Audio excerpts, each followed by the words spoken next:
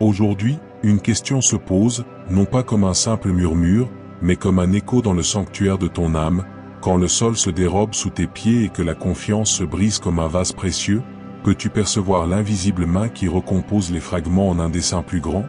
Ce moment où l'être en qui tu avais placé ta foi te tourne le dos, où la douleur semble déchirer le voile de ta réalité, n'est peut-être pas la fin de ton histoire, mais le commencement mystérieux d'une libération que tu n'osais même pas imaginer. Nous explorons ensemble l'idée profonde que les plus grandes trahisons humaines peuvent, dans le cadre d'un plan divin que nos yeux ne discernent pas immédiatement, devenir les outils paradoxaux qui brisent nos entraves les plus profondes. Ces chaînes, souvent invisibles à nous-mêmes, nous maintiennent dans des schémas de peur, de dépendance affective ou de conception limitée de notre propre valeur. La souffrance qui en découle n'est pas vaine, elle opère comme un feu alchimique, consumant l'illusoire pour ne laisser que l'essentiel, l'authentique, le véritable appel de ton être. Cette vidéo est une invitation à déplacer ton regard, à considérer l'épreuve non comme une punition absurde, mais comme un processus sacré de délivrance. Si ces mots résonnent avec la quête de sens qui t'anime, alors embarque avec moi dans cette exploration spirituelle. Abonnez-vous à la chaîne pour plus de révélations divines, appuyez sur le bouton like si cette vidéo vous touche, et laissez vos vœux en commentaire pour partager avec la communauté. Parfois, la vie nous confronte à des situations dont l'amertume semble insurmontable, où l'action d'un autre personnage dans notre récit personnel produit une fracture si profonde qu'elle ébranle nos fondations. Cette trahison, qu'elle soit d'un compagnon, d'un ami ou d'un associé, frappe au plus intime, car elle touche à la confiance, ce ciment essentiel de nos relations. La douleur physique est une chose, mais la douleur morale et spirituelle de se sentir trompé, abandonné ou manipulé possède une profondeur particulière. Elle ouvre une brèche dans notre monde intérieur, un abîme où se mêlent la colère, la tristesse, un sentiment d'injustice cuisant et souvent, une remise en question douloureuse de notre propre jugement. Nous nous demandons comment nous avons pu être si aveugles, si naïfs, ou si peu méritants d'une loyauté élémentaire. Cette phase initiale est cruciale, car elle est le lieu de la réaction pure, de la blessure à vif. Il est humain et nécessaire de traverser cette vallée de larmes, de reconnaître la profondeur du choc sans chercher immédiatement à le spiritualiser. Ce premier choc est le signal qu'un attachement, peut-être légitime en apparence, a été violemment rompu. Mais c'est précisément dans cette rupture que germe la possibilité d'une observation plus haute. Notre réflexe naturel est de nous focaliser sur l'auteur de l'acte, de ruminer les détails, d'alimenter un récit de victime. Pourtant, la voie de la libération commence lorsqu'on ose déplacer légèrement l'objectif de notre attention, non pas sur « pourquoi moi » ou « comment a-t-il pu », mais sur « quelle part de moi-même était enchaînée à cette personne, à cette situation, à cette attente ». La trahison agit alors comme un révélateur brutal, une lumière crue projetée sur les liens invisibles que nous portions sans même en avoir conscience. Ces chaînes invisibles dont il est question sont rarement des entraves physiques. Elles sont bien plus subtiles et de ce fait, bien plus puissantes. Elles peuvent prendre la forme d'une croyance limitante profondément ancrée, telle que « je ne mérite pas un amour vrai et loyal » ou « je dois absolument être aimé et approuvé par cette personne pour avoir de la valeur ». Elles peuvent être l'attachement à un schéma relationnel familier, même s'il est dysfonctionnel, parce qu'il offre une illusion de sécurité et de contrôle. Elles peuvent aussi se manifester comme une dépendance affective, où notre bien-être, notre estime de nous-mêmes et notre paix intérieure sont conditionnés par l'attitude et les choix d'un autre. Ces chaînes sont souvent forgées dans les expériences passées, parfois lointaines, et renforcées par des habitudes de pensée et des peurs inconscientes. Nous les portons si longtemps qu'elles finissent par faire partie de notre paysage intérieur, au point que nous ne les remarquons plus. Nous ajustons notre marche, limitons nos enjambées, acceptons un certain inconfort comme une fatalité. La trahison, par sa violence et sa soudaineté, a un effet comparable à un puissant coup de massue sur ces chaînes. Elle ne les brise pas nécessairement d'un seul coup, mais elle les fait vibrer, résonner, et révèle leur existence de manière incontournable. La douleur aiguë que nous ressentons n'est pas seulement celle de la perte de l'autre, c'est aussi, de façon plus profonde, la douleur de ces chaînes qui sont secouées, tendues à l'extrême, et qui commencent à entamer notre peau spirituelle. Avant l'événement, nous pouvions vivre avec un sentiment de fausse liberté, pensant que nos choix étaient entièrement les nôtres, alors que nous évoluons dans un périmètre délimité par ces liens invisibles. L'acte de trahison, en brisant brutalement le cadre relationnel, rend soudain ce périmètre visible. Il met en lumière la prison dans laquelle nous évoluons, une prison dont nous détenions souvent nous-mêmes la clé, sans le savoir. La notion d'un outil divin peut paraître provocante, voire insupportable, dans le vif de la souffrance. Attribuer à une puissance supérieure un rôle, même indirect, dans une expérience aussi douloureuse semble contraire à l'idée d'un Dieu d'amour. Pourtant, dans de nombreuses traditions spirituelles, l'idée que le divin utilise les circonstances de nos vies, y compris les plus difficiles, pour notre croissance, notre éveil ou notre salut, est centrale. Il ne s'agit pas de dire que Dieu orchestre la trahison elle-même, acte qui relève du libre arbitre humain et souvent de l'ombre en l'homme. Il s'agit de comprendre que, dans sa souveraineté et sa capacité à tirer le bien du mal, l'univers spirituel peut transformer les conséquences de cet acte en un puissant levier pour notre libération. Imagine un sculpteur travaillant un bloc de marbre. Le marteau et le ciseau qui frappent sont des instruments de violence contrôlés contre la pierre. Pour le bloc, l'expérience est brutale, fragmentaire. Mais sans ces coups, la statue magnifique qui sommeillait à l'intérieur ne pourrait jamais émerger. La trahison est ce coup de ciseau particulièrement violent. Elle enlève des morceaux de nos illusions, de nos attachements malsains, de nos fausses identités. Le divin, comme le sculpteur, voit la forme finale, la personne libérée que nous sommes appelés à devenir. L'outil, bien que manié par une main humaine et imparfaite, devient dans ce cadre un instrument de précision pour briser ce qui doit l'être. Cette perspective ne minimise pas la douleur, mais lui confère un sens transformateur. Elle nous invite à passer du statut de victime passive d'un acte cruel à celui d'apprenti actif dans un atelier sacré, où même les éclats qui tombent font partie du processus de création. Reconnaître cette dimension demande une foi qui va au-delà de la simple croyance. C'est une confiance active dans un ordre des choses qui dépasse notre compréhension immédiate.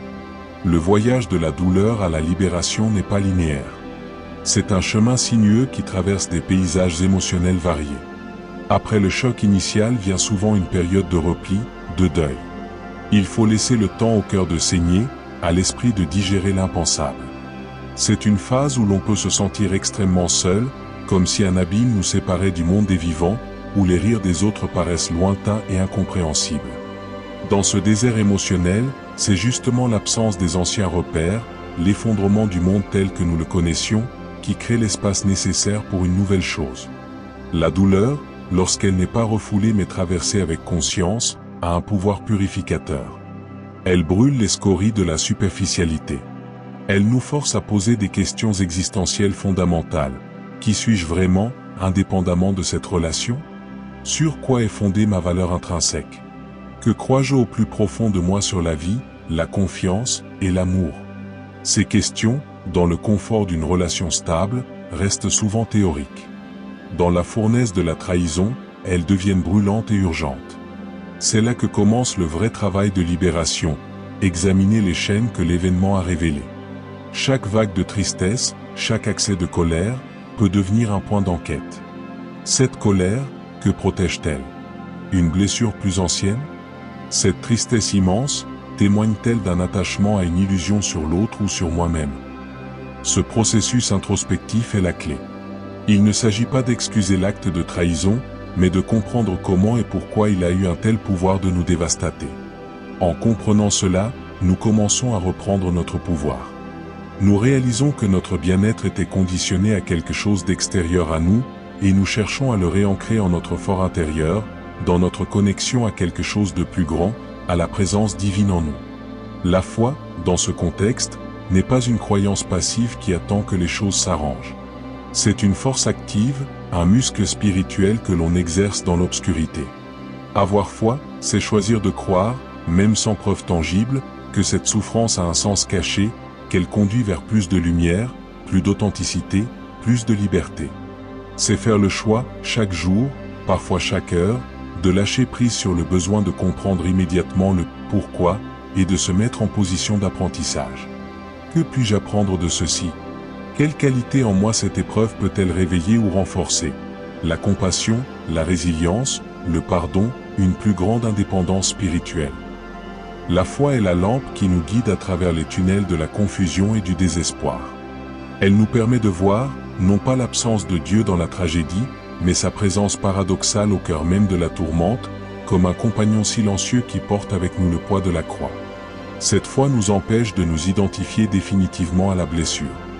Nous ne sommes pas la personne trahie, nous sommes un être spirituel traversant l'expérience de la trahison. Cette nuance est capitale. Elle ouvre un espace entre ce qui nous est arrivé et ce que nous sommes en essence. Dans cet espace, la grâce peut opérer. C'est là que des intuitions nouvelles peuvent surgir, que des synchronicités peuvent apparaître, guidant nos pas vers des ressources, des personnes ou des prises de conscience qui nous aident à avancer. La foi transforme l'épreuve en un terrain sacré d'évolution. Le pardon, souvent présenté comme l'étape ultime et obligatoire, mérite d'être compris dans sa profondeur et son timing. Il ne s'agit pas d'un acte rapide qui minimise la faute ou prétend que ce n'était rien. Ce n'est pas non plus une obligation morale qui, si elle n'est pas remplie, nous maintient dans une mauvaise position spirituelle. Le vrai pardon est un processus long et souvent difficile, qui est la conséquence naturelle de la libération intérieure, et non son prérequis. On ne peut pas forcer un pardon authentique. Il émerge lentement, comme une fleur sur un champ de bataille dévasté, lorsque nous avons suffisamment travaillé sur nos propres chaînes, lorsque notre identité ne se définit plus par rapport à la blessure, lorsque nous avons repris notre pouvoir et compris les dynamiques en jeu. Pardonner, dans son sens le plus élevé, c'est se libérer soi-même du poids du ressentiment, de la haine et du désir de vengeance qui sont, en réalité, des chaînes supplémentaires et très lourdes. C'est reconnaître que l'autre est un être humain imparfait, capable de grandes ombres, tout comme nous sommes capables d'ombres, même si différentes. Cela ne signifie pas renouer la relation, faire comme si rien ne s'était passé, ou donner une caution à l'acte. Cela signifie simplement se désengager émotionnellement et spirituellement du mal qui nous a été fait, pour ne plus en être le prisonnier. Parfois, le plus grand acte de pardon est de décider de passer son chemin, en paix, sans porter l'autre dans son cœur avec colère. Ce processus est souvent l'œuvre d'une vie, et il est intimement lié à la reconnaissance de notre propre besoin de pardon, à un niveau existentiel ou spirituel. Quand nous réalisons combien nous avons nous-mêmes besoin de grâce, il devient un peu plus possible d'en offrir une parcelle. Une fois que les chaînes principales sont brisées ou du moins identifiées, un nouveau paysage intérieur se dessine. On découvre une liberté étrange, parfois un peu vertigineuse. Les anciens réflexes, les anciennes peurs, les anciens schémas de dépendance n'ont plus la même emprise. Nous nous surprenons à faire des choix différents, à poser des limites saines, à nous respecter davantage. La relation avec soi-même se transforme profondément. Nous apprenons à nous tenir compagnie, à nous apprécier pour ce que nous sommes, à puiser notre réconfort et notre force dans notre vie intérieure et dans notre connexion au divin. Cette autonomie spirituelle est le trésor caché au cœur de l'épreuve. La douleur nous a forcés à creuser plus profondément en nous, à trouver des sources d'eau vive que nous ignorions. Nous développons une compassion plus grande, non seulement pour nous-mêmes, mais aussi pour les souffrances des autres. Ayant connu l'abîme, nous pouvons accompagner ceux qui y sont plongés sans jugement, avec une empathie vraie. Notre vision de la vie et des relations s'approfondit. Nous ne cherchons plus à combler un vide par l'autre, mais à partager une plénitude. Nous sommes moins dans l'exigence et l'attente, et plus dans le don et la gratitude pour les connexions authentiques. La trahison, en détruisant la relation factice ou déséquilibrée, a fait de la place pour des relations plus vraies, construites sur des bases plus saines et conscientes. Nous attirons naturellement des personnes et des situations qui respectent notre intégrité retrouvée, parce que nous émettons une vibration différente. L'intégration de cette expérience dans le récit de notre vie est la dernière étape de la transformation. Au lieu d'être un chapitre honteux ou douloureux que l'on souhaite oublier, elle devient un tournant, un pivot sacré. On peut regarder en arrière, sans nier la souffrance, voir avec clarté comment chaque événement, chaque larme, chaque nuit d'angoisse a contribué à forger la personne plus forte, plus sage, plus aimante et plus libre que l'on est devenu. On peut même arriver à une forme de gratitude pour l'épreuve elle-même, non pour l'acte en soi, mais pour le chemin de libération qu'elle a déclenché. Cette gratitude est le signe ultime que les chaînes sont tombées. On est libéré non pas malgré la douleur, mais grâce au travail opéré à travers elle. On réalise alors que les plus grands obstacles étaient en nous, et que la vie, dans sa sagesse mystérieuse, à utiliser la situation la plus douloureuse pour nous en délivrer. Cette réalisation apporte une paix profonde et une confiance inébranlable dans le processus de la vie. On sait désormais que rien ne peut nous atteindre au plus profond de notre être, notre essence spirituelle, car celle-ci est indestructible et toujours connectée à la source. Les épreuves futures seront abordées avec une autre perspective, une résilience nouvelle, et la certitude intime que, même dans la tempête, un travail de libération est à l'œuvre. Cette traversée nous apprend que notre identité la plus profonde ne peut être définie par les actions des autres à notre égard. Nous ne sommes pas ce que l'on nous a fait. Nous sommes une étincelle divine, un être en évolution constante, dont la valeur est intrinsèque et inaliénable. La trahison, en nous blessant dans notre attachement à un reflet extérieur, nous force à nous retourner vers la source de notre propre lumière intérieure. Nous découvrons que l'amour, la sécurité et la validation que nous cherchions chez l'autre étaient toujours disponibles en nous, dans notre connexion au sacré. Cette découverte est révolutionnaire. Elle change tout. Elle transforme la quête relationnelle d'une chasse anxieuse à un partage joyeux. Elle transforme la peur de l'abandon en conscience d'une présence intérieure éternelle. Le travail sur les chaînes invisibles est un travail de désidentification. Nous apprenons à distinguer ce qui en nous est conditionné, blessé, peureux ou l'ego ou de ce qui en nous est conscient, paisible et aimant l'esprit. La trahison frappe l'ego de plein fouet, et c'est une bénédiction déguisée, car elle nous donne l'opportunité de nous réidentifier à notre nature spirituelle plus vaste. Chaque fois que nous choisissons la paix plutôt que la rumination, l'amour de soi plutôt que l'autoflagellation, la foi plutôt que le désespoir, nous renforçons cette nouvelle identité. Nous devenons moins réactifs aux événements extérieurs, plus centrés dans notre forteresse intérieure. Le chemin de la libération passe aussi par une réévaluation de nos attentes. Beaucoup de nos souffrances relationnelles viennent d'attentes non conscientes et non exprimées que nous plaçons sur les autres, souvent issues de nos propres blessures ou de modèles sociaux. Nous attendons de l'autre qu'il comble nos manques, qu'il nous sauve de notre solitude, qu'il valide constamment notre valeur. Ces attentes sont des chaînes pour nous et des fardeaux pour l'autre. La trahison, en brisant violemment ces attentes, nous oblige à les regarder en face. Quel était mon contrat implicite avec cette personne? Que attendais-je d'elle que je devrais peut-être me donner à moi-même ou demander à une source plus haute? En disséquant ces attentes, nous réalisons qu'elles étaient souvent irréalistes, voire injustes. Personne ne peut être responsable de notre bonheur ou de notre estime personnelle. Cette prise de conscience est libératrice pour toutes nos relations futures. Nous apprenons à entrer en relation avec plus de légèreté et de clarté, en exprimant nos besoins de manière saine, sans en faire des exigences absolues dont la non-satisfaction signerait la fin du monde. Nous devenons capables d'aimer sans étouffer, de nous engager sans nous perdre, de donner sans attendre en retour de manière compulsive. Cette maturité relationnelle est un fruit direct du travail effectué dans la douleur de la trahison. Elle nous permet de construire des liens plus authentiques et plus durables, car ils sont basés sur la liberté et le respect mutuel, et non sur la peur et la dépendance. Dans le silence qui suit la tempête, une nouvelle créativité peut émerger. L'énergie qui était auparavant investie dans la relation, dans l'inquiétude, dans la gestion des émotions liées à l'autre, est soudain disponible. Une fois canalisée, cette énergie peut devenir un formidable moteur pour des projets personnels, artistiques, professionnels ou spirituels que nous avions négligés. La libération des chaînes invisibles libère aussi notre potentiel créateur. Nous nous découvrons des ressources, des talents, des passions que nous n'explorions pas parce que nous étions trop occupés à maintenir un équilibre précaire dans une relation insatisfaisante. La douleur nous a mis à nu, et dans cette vulnérabilité se trouve une authenticité brute qui est la source de toute vraie création. Beaucoup d'artistes, d'écrivains, de musiciens ont produit leurs œuvres les plus profondes après une grande crise du cœur. Ce n'est pas un hasard. La fracture ouvre un passage vers l'inconscient, vers les couches profondes de l'âme où résident les archétypes et les vérités universelles.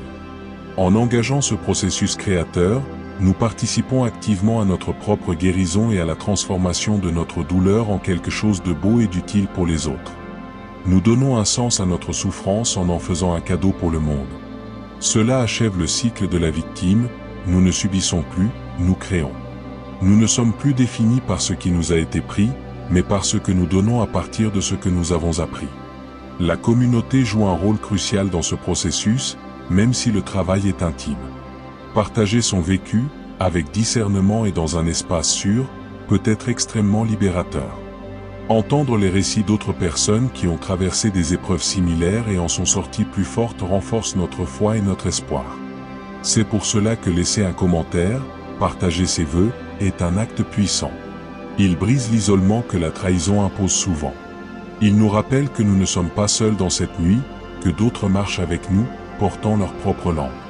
La communauté de foi, ou simplement une communauté de soutien bienveillant, devient un miroir qui nous renvoie une image de résilience et de force lorsque nous n'arrivons plus à la voir en nous-mêmes. Elle nous offre des modèles, des paroles réconfortantes, des perspectives différentes. Elle nous rappelle les vérités spirituelles que nous oublions dans la tourmente. Dans cette communion, nous puisons la force de continuer le chemin. Nous réalisons que notre libération personnelle contribue aussi à la libération collective, car chaque être qui se dégage de ces chaînes élève la conscience de tous. Nos blessures guéries deviennent des points de lumière pour ceux qui sont encore dans l'obscurité. Ainsi, l'expérience la plus personnelle et la plus douloureuse rejoint le grand récit humain de la chute et de la rédemption, de la souffrance et de la croissance, de la mort et de la renaissance. Enfin, il est essentiel de cultiver la patience et la douceur envers soi-même tout au long de ce chemin. La transformation spirituelle n'est pas un sprint, c'est un marathon, avec des moments de course fluide et des moments où l'on doit marcher, voire s'arrêter pour reprendre son souffle. Il y aura des rechutes dans la tristesse ou la colère, des jours où les vieux schémas sembleront plus forts que la nouvelle liberté. C'est normal. Cela ne signifie pas que le travail est vain.